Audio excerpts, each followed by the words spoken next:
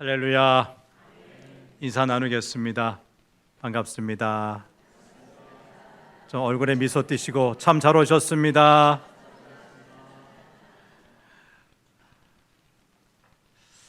벌써 20여 년 지났는데 20세기 말 우리나라에 갑작스럽게 IMF 사태 왔던 거 기억하시죠?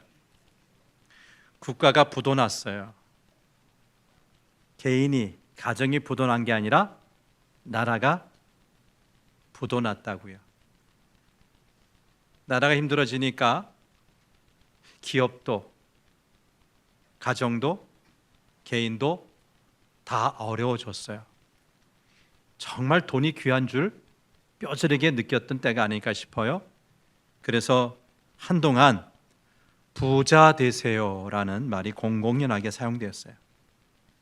지금도 많은 사람들이 개업식 축하 화분에 리본을 달아서 보내죠. 뭐라고요?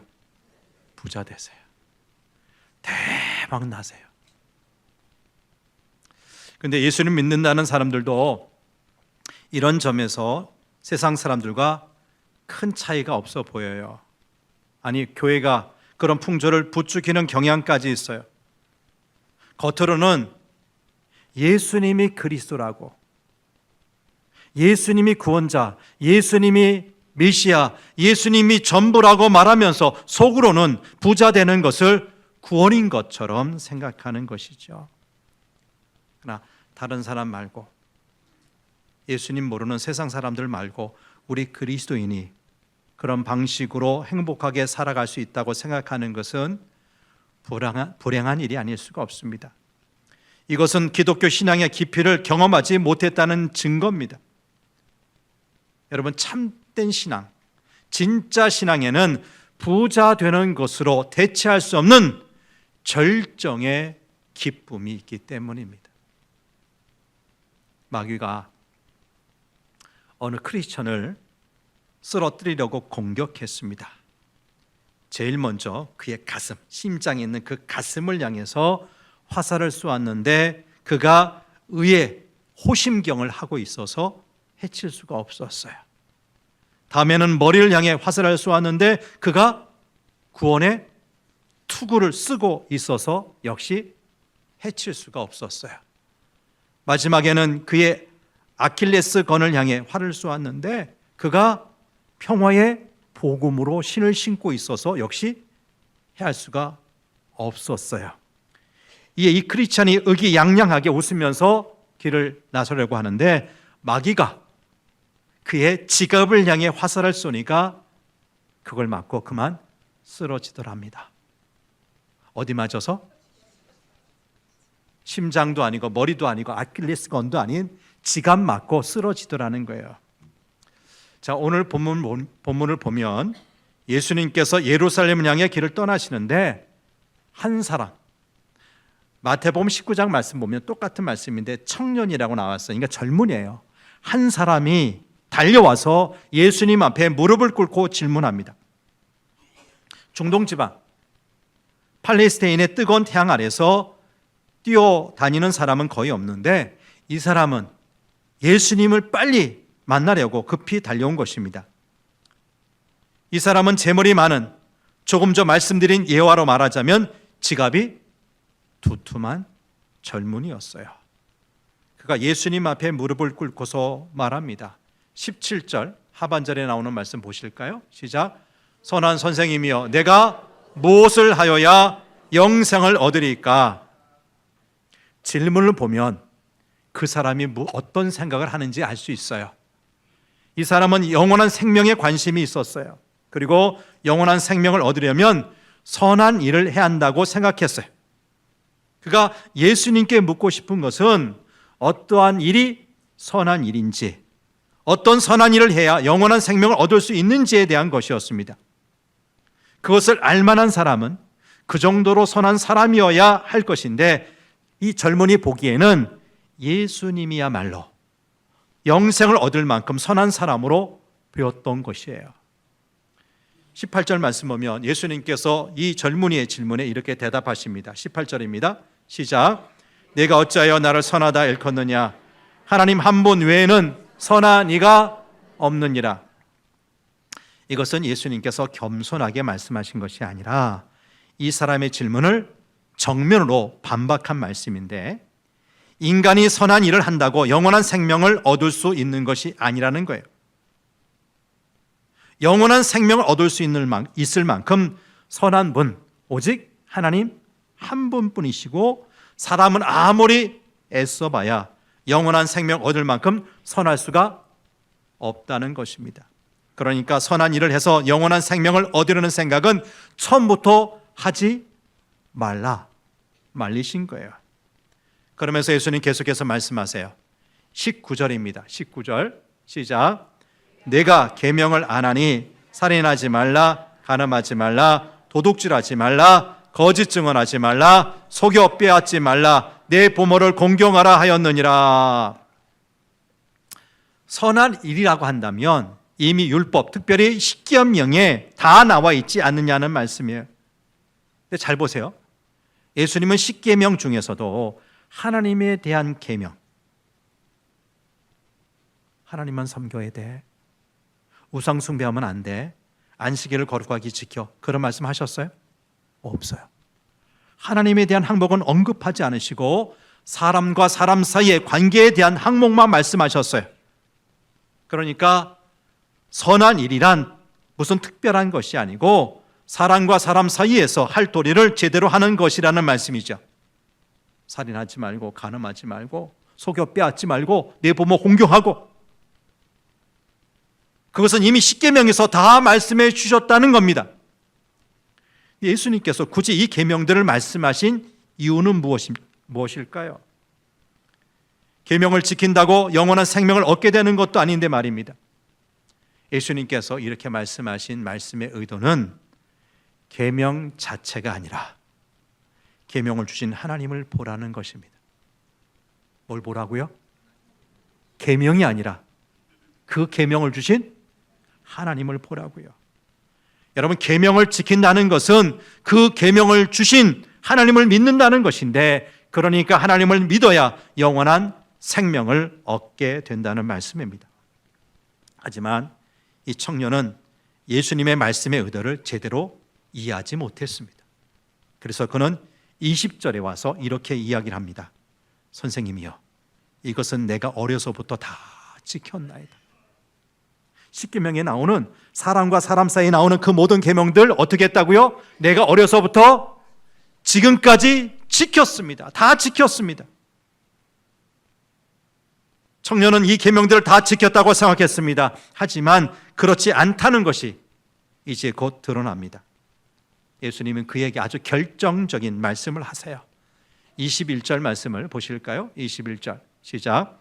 예수께서 그를 보시고 사랑하사 이르시되 내게 아직도 한 가지 부족한 것이 있으니 가서 내게 있는 것을 다 팔아 가난한 자들에게 주라. 그리하면 하늘에서 보화가 내게 있으리라. 그리고 와서 나를 따르라 하시니. 살인하지 말라, 간음하지 말라, 속여 빼앗지 말라, 이런저런 계명들 다 지켰다니까. 그래? 근데 여전히 한 가지 부족한 거 있는 거 알지? 가서 내게 있는 것을 다 팔아 가난한 자들에게 주고 그런 다음에 나를 따라와. 근데 이 말씀을 들은 청년 어떻게 했어요? 울상짓고 근심하면서 예수님을 따랐어요? 예수님을 떠나가고 말았어요. 왜냐하면 그에게는 재물이 많았기 때문이라고 이어지는 22절은 이야기를 하고 있어요. 무슨 얘기입니까? 하나님이 주신 계명을 지키는 것과 내가 땀 흘려 모은 재물을 팔아서 가난한 사람에게 주는 것이 무슨 상관이고, 또 그렇게 재물을 팔아서 가난한 사람에게 주어야 영원한 생명을 얻는다는 것입니까? 본문에 나오는 청년은 계명을 잘 지켰다고 했습니다. 그것도 예수님 인정하셨습니다. 그런데 그는 하나님을 믿지 않았습니다. 이것은 계명을 지키지 않았다는 이야기입니다. 이 사실은 재물을 팔아서 가난한 사람에게 주라는 예수님의 말씀에 대한 이 청년의 태도에서 드러납니다. 그는 예수님의 말씀 때문에 울상짓고 근심하면서 예수님을 떠나갔어요. 영원한 생명에 이르는 길을 알고 싶고 그렇게 누리고 싶었는데 그 길을 알려주었는데 떠나갔다고요. 왜냐하면 그에게 뭐가 많았기 때문이라고요? 재물이 많았기 때문에. 그는 그 많은 재물을 포기할 수 없었던 것입니다. 왜냐하면 그는 재물이 있어야만 자기 자신이 있다고 생각했어요. 그는 재물이 없으면 더 이상 자기가 아니라고 생각한 것입니다. 쌓아놓은 그 재물이 자기를 말해주고, 재물이 자기를 지켜주고, 재물이 자기를 자기 되게 한다고 생각했던 것입니다. 그래서 그 재물 포기할 수 없었던 것이죠. 결국 그는 재물을 믿어온 것이고 재물을 의지해온 것이었습니다. 다시 말해 그가 믿고 의지하고 지켜온 것은 하나님이 아니고 하나님에 대한 믿음이 아니었어요. 그러니까 하나님을 믿지도 않은 사람이 어떻게 하나님의 계명을 지키겠어요?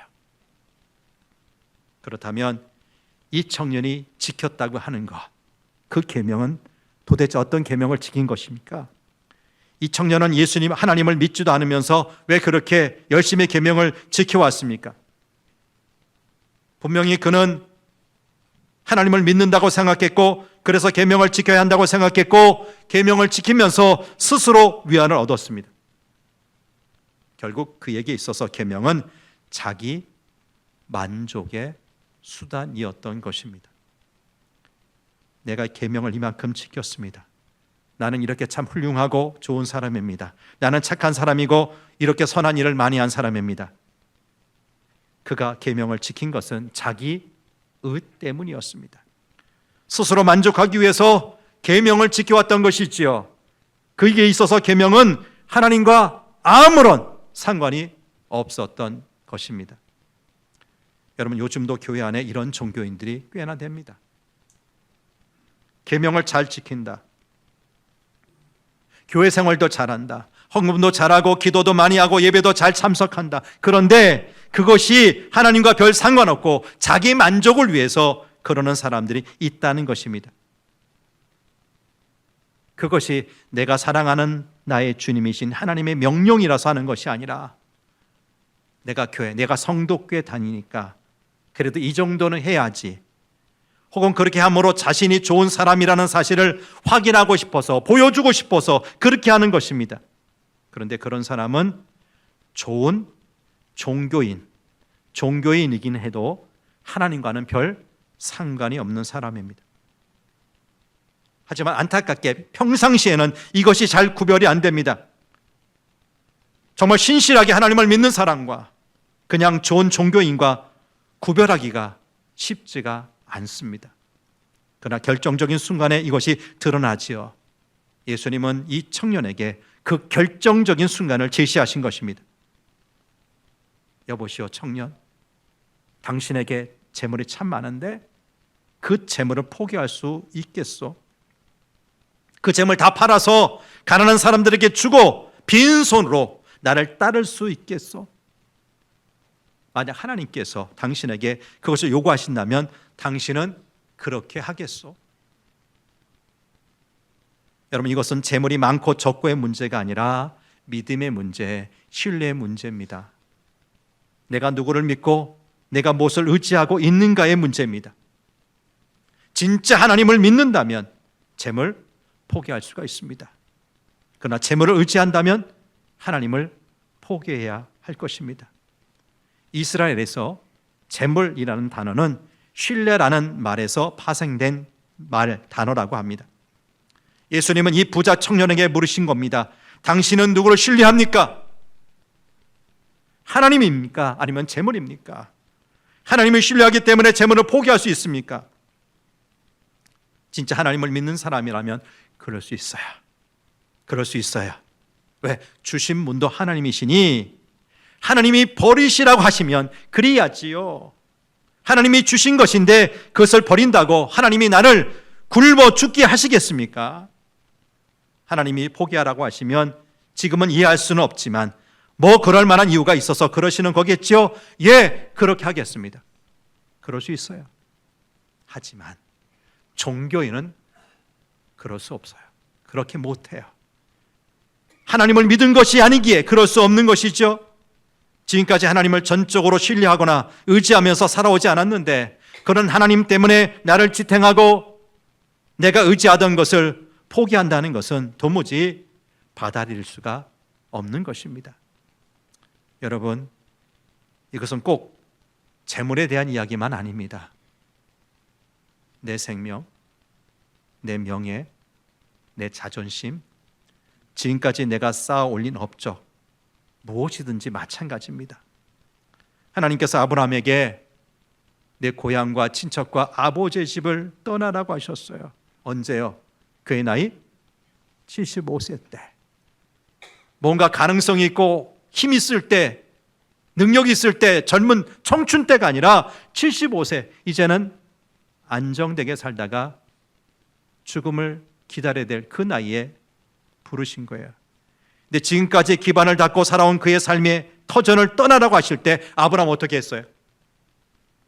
떠났어요? 멈췄어요? 어떻게 했다고요? 떠났어요. 갈대 우르에서 수천 킬로 떨어진 하나님께서 가라고 하시는 곳까지 왔어요. 시간이 지나 하나님은 아브라함에게 또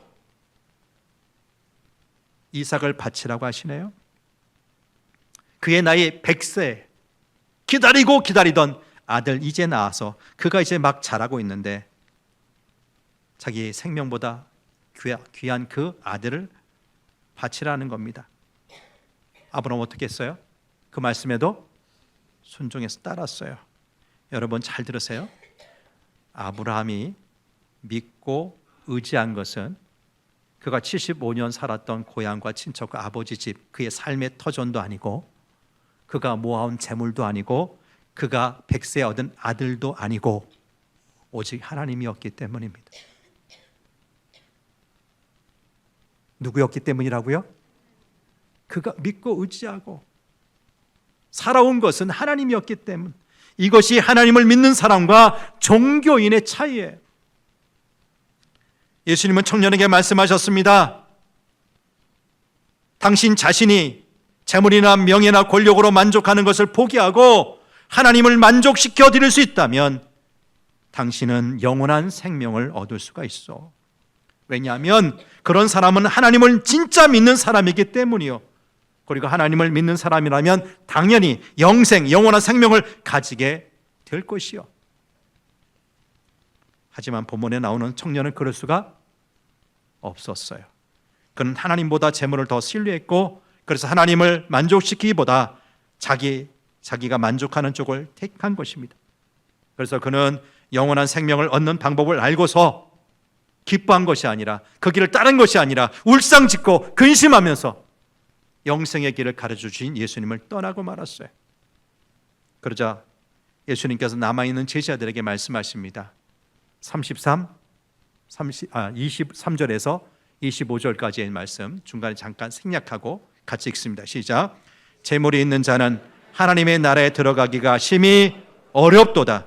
예수께서 다시 대답하여 이르시되 얘들아 하나님의 나라에 들어가기가 얼마나 어려운지 낙타가 바늘기로 나가는 것이 부자가 하나님의 나라에 들어가는 것보다 쉬우니라. 재물을 가진 사람, 의지할 것, 신뢰할 것, 자기 자신을 만족시켜주는 것을 가진 사람은 그것 때문에 하나님 나라에 들어가기가 쉽다 어렵다. 보통 어려운 것이 아니라 너무너무 낙타가 바늘기로 들어가는 것보다 더 어렵다고 말씀하세요.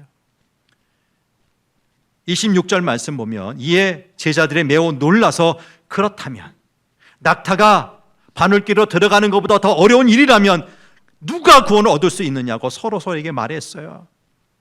여러분, 예수님이 12 제자들에게 재물이 많아서 그런 것이 아니었어요. 예수님의 말씀은 꼭 재물에 국한된 말씀이 아니기 때문입니다. 아무튼 무엇이든지 의지하고 기대고 자랑하고 만족할 만한 것이 있다면 그것이 우리 마음을 사로잡고 놓아주지 않아서 하나님의 나라에 들어가기가 너무나 어려워진다는 말씀이에요. 근데 여러분, 이 세상에 안 그런 사람이 어디 있어요?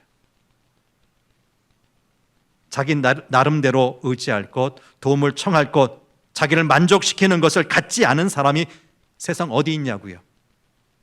그러면 제자들의 얘기처럼 누가 구원을 받을 수 있습니까? 어떻게 다 포기하고 주님께 올인할 수 있습니까?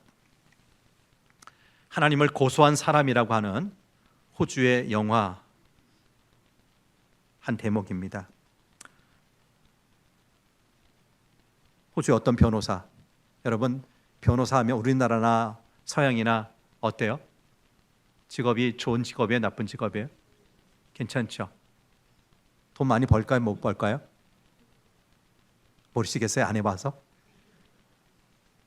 보편적으로 안정된 직장, 선호하는 직장, 돈 많이 버는 직장, 직업이라고 하잖아요. 아무튼 이 변호사가 자신의 재산 얼마큼 모았는지 몰라도 자신의 로망, 멋진 요트를 구입하는 거였는데 실행에 옮겼어요.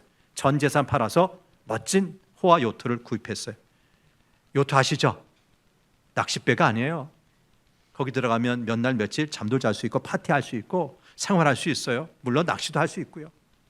근데 이 요트가 그만 벼락에 맞아서 침몰하고 말았어요.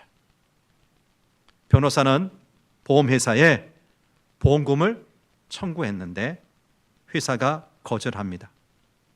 이 요트가 벼락에 맞아서 침몰한 것은 천재지변에 의한 것이고 천재지변은 불가항력이기 때문에 그런 사고에 대해서는 보험금을 지급할 의무가 없다는 이유였어요.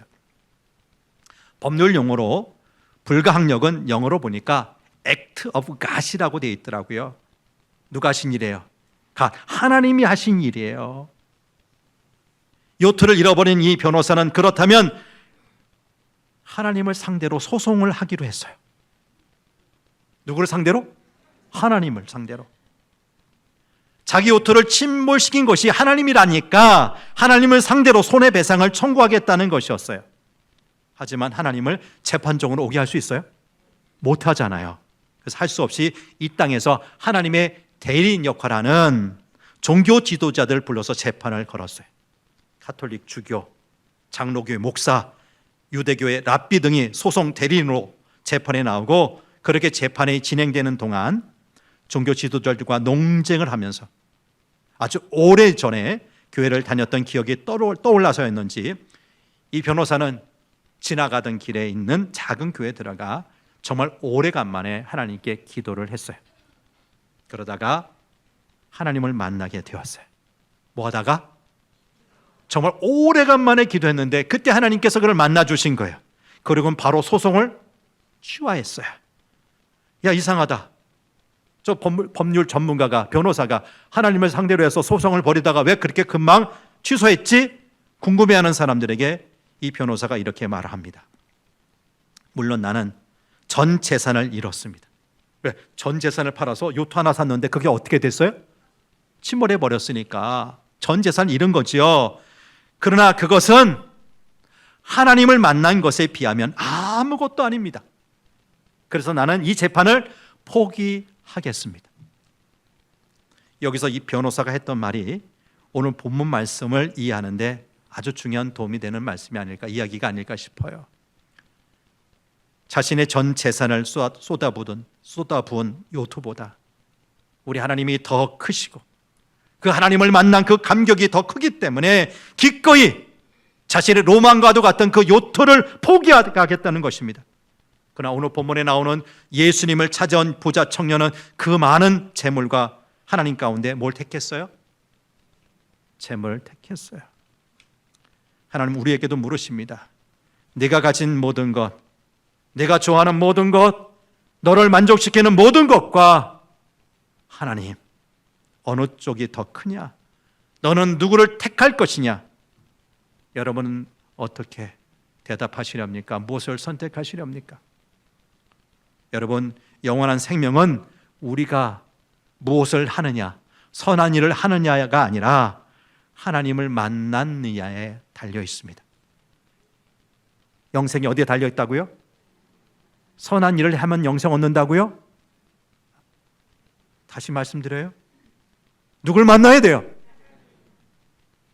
영원한 생명을 갖고 계신 하나님을 만나야지요. 그냥 종교인으로 하나님을 만난 경험도 없고 하나님의 사랑도 느껴보지 못하고 하나님을 만나려고도 하지 않은 채 그냥 종교인으로 좋은 사람으로 신앙생활 하는 것으로는 안 됩니다. 그런 사람에게 하나님은 너무 작습니다. 그에게는 하나님보다 더 큰 것들이 너무 많아요. 그는 하나님을 만나고 하나님이 어떤 분인지 부딪혀서 알게 되고 하나님께서 나를 얼마나 사랑하시는지 실감하게 되면 비로소 하나님이 얼마나 크신지 깨닫게 되는 것이죠. 오늘 본문에 나오는 부자 청년은 계명은 지켰는지 몰라도 하나님을 만난 적이 없었습니다. 한 번도 하나님과 맞닥뜨린 적이 없었습니다. 하나님 앞에 홀로 서서 거룩하신 하나님의 위엄 앞에 무릎을 꿇어본 적 없고 나를 사랑하셔서 당신의 사랑하는 아들 독생자 예수를 십자가에 죽게 하신 그 하나님의 사랑 앞에 감격해서 통곡해 본 적도 없어요. 하나님을 만나려는 생각도 없었어요. 그냥 자기가 잘하고 있다고 생각했고 그걸로 충분하다고 여겼어요. 그래서 결국 그는 하나님을 선택할 수 없었던 것입니다. 여러분, 우리도 그렇지 않습니까? 여러분, 하나님을 만나셨습니까? 하나님께서 그 놀라운 사랑으로 여러분을 사랑하신다는 사실 알고 계십니까? 그 사랑을 받고 있다는 것을 느끼십니까? 혹시 아직은 하나님을 만나지 못했지만 그 하나님 만나기 원하십니까? 하나님 만나면 내가 좋아하는 것을 포기하게 된다고 해도, 내가 의지하고 나를 지켜왔던 것을 포기하게 되더라도 그 하나님 앞에 서기를 원하십니까? 결국 문제는 재물이 많냐 적냐가 아니고 계명을 얼마나 잘 지켰느냐도 아니고 하나님을 만났느냐에 달려 있습니다. 헌금을 얼마나 하고 전도를 몇 명 하고 기도를 몇 시간 하고 교회에서 주어진 직분이 집사고 권사고 장로고 목사고 이것이 문제가 아니, 그냥 종교 하나쯤은 가지는 게 좋으니까 또 종교를 가질 바에야 잘 믿어야지. 그래서 교회에서 하라는 대로 다 하는 착신한 종교인으로 남아있는 한 우리는 본문에 나오는 청년이 선택한 길에서 벗어날 수가 없을 겁니다. 하나님을 만나야 합니다. 나를 부르시는 하나님, 나를 사랑하시는 하나님, 나를 위해서 모든 것을 하시는 하나님을 만나야 합니다.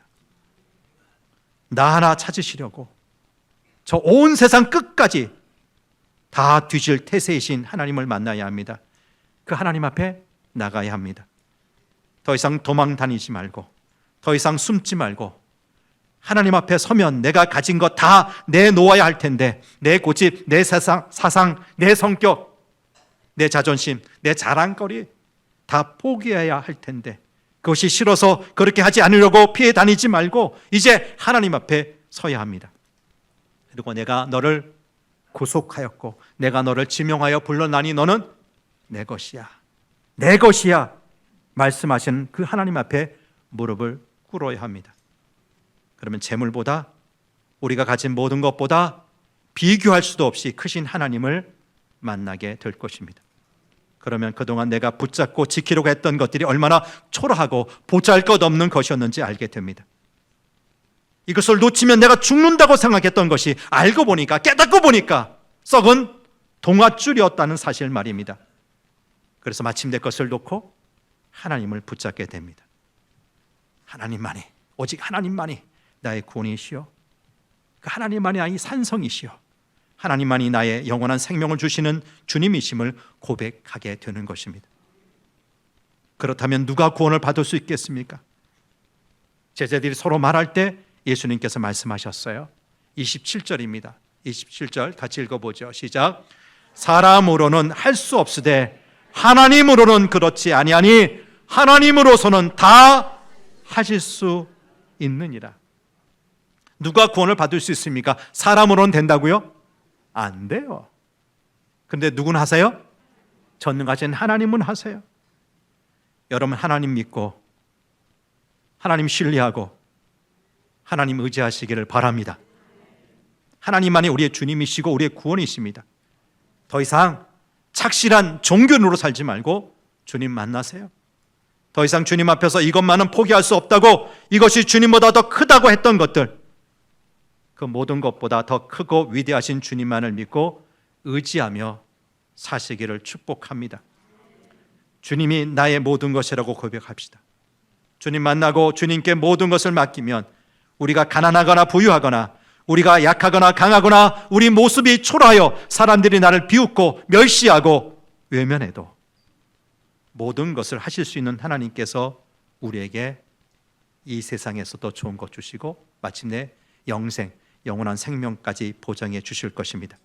자, 마지막 29절에서 30절 말씀을 세번역 성경으로 보겠습니다. 시작. 내가 진정으로 너에게 말한다. 나를 위하여 또 복음을 위하여 집이나 형제나 자매나 어머니나 아버지나 자녀나 논밭을 버린 사람은 지금 이 세상에서는 박해도 받겠지만 집과 형제와 자매와 어머니와 자녀와 논밭을 100배나 받을 것이고 오는 세상에서는 영원한 생명을 받을 것이다. 여러분, 어떤 인생 꿈꾸십니까? 어떤 인생 살고 싶으십니까?